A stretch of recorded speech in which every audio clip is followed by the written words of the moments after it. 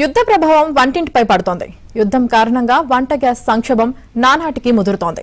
వాణిజ్య సిలిండర్ల సరఫరాను దాదాపు నిలిపివేయడంతో ముఖ్యంగా హోటళ్లు, రెస్టారెంట్లు, క్యాటరింగ్ సెంటర్లు, టీ, టిఫిన్, ఫాస్ట్ ఫుడ్ సెంటర్లు నడిపే చిరు వ్యాపారులు ఇబ్బందులు పడుతున్నారు.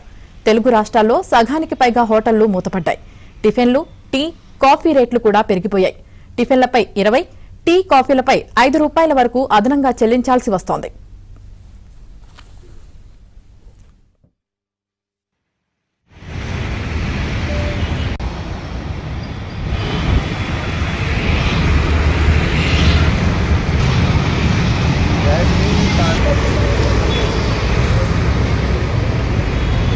ముఖ్యంగా హోటళ్లు, రెస్టారెంట్లు, క్యాటరింగ్ సెంటర్లు, టీ, టిఫిన్, ఫాస్ట్ ఫుడ్ సెంటర్లు నడిపే చిరు వ్యాపారులు ఇబ్బందులు పడుతున్నారు.